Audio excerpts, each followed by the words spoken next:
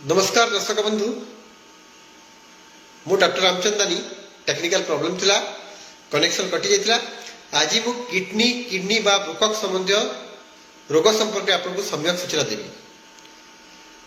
आम पाखक रोगी जिते आसती बहुजन रोगी तांकर किडनी समस्या वृकक संबंधी समस्या बाबद अवगत नथांती। बहुजन व्यक्ति आसती जो माने जे किडनी रोग होती से जानी नथांती। आमे आज भीमसार जेतु परिसर आमे देखू भीमसार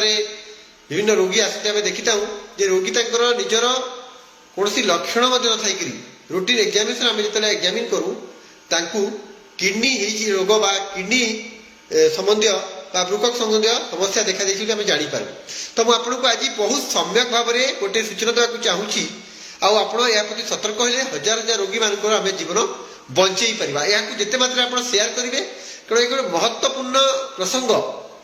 मु आपनको जनइबा चाहूँगी जे रोगी मैंने जो आसती यूजुअली कौन हुए आम किडनी बा वृकक हूँ आम गोटे बॉडी महत्वपूर्ण अंग जहाँकि शरीर मध्य दूषित ब्लड को प्यूरिफाए करे। आम सिंपली जदि जनरल लैंग्वेज कहले दूषित रक्त को प्यूरिफाए करे ब्लड रे टॉक्सिक मटेरियल को परिस्रा निर्गत करे। ता छड़ा एरिथ्रोपोएटिन नामक गोटे हार्मोन सिक्रेट हुए जोटा कि आम रक्त रज्जा रक्त तैयारी करिबारे साहाय्य करे। आरबीसी जहाँ हिमोग्लोबिन आमर जो लोहित रक्त कणिका बढ़ाइबारे साहाय्य करथाय। तो मु आपको गोटे सम्यक सूचना देवी जे किडनी रोग लक्षण कौन बा वृकक समय रोग प्रथम ताला जदि आपको बारंबार परिस्रा होउची बारंबार परिस्रा हेबाटा बहुत गुड़ाए कारण अच्छी जमीती कि प्रोस्टेट संबंधी रोग किंबा आपनकर डायबिटीज अच्छी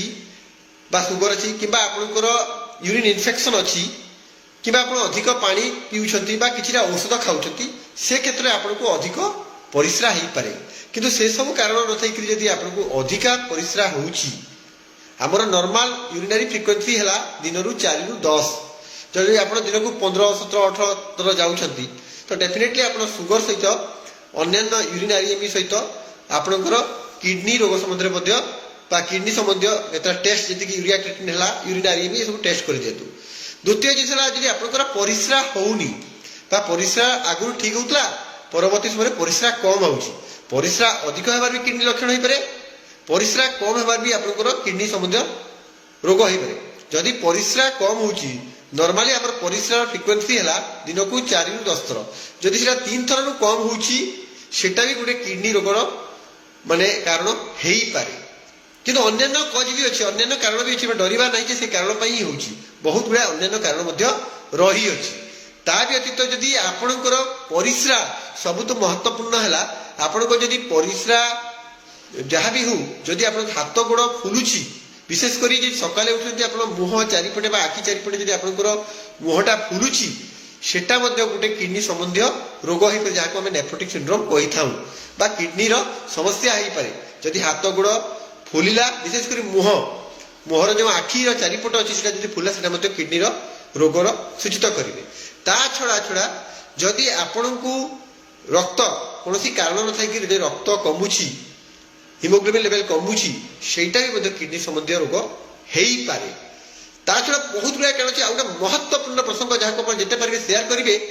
आउ गोटे महत्वपूर्ण है जदि आप परिस्रा करिस्रा फेण जमी साबुन फेण हुए साबुन फेण बोलिया जदि आप परिस्रा जाऊँगी साबुन फेण जमी आम कपड़ा सफा कला साबुन फेण बा जो डिटर्जेंट पाउडर डिटर्जेंट देला केमती फेण फेण हो फोमी जाए सेमती जब आप परिस्रा जाऊँगी जदि फोम बा बबल्स होची किडनी संबंधी रोग हो पारे जो थे कि आमर जो शरीर मध्य प्रोटीनटा से किडनी देखिए ग्लोमेरुलस देखिए यूरिन रे जाए आउ प्रोटीन यूरिया करे।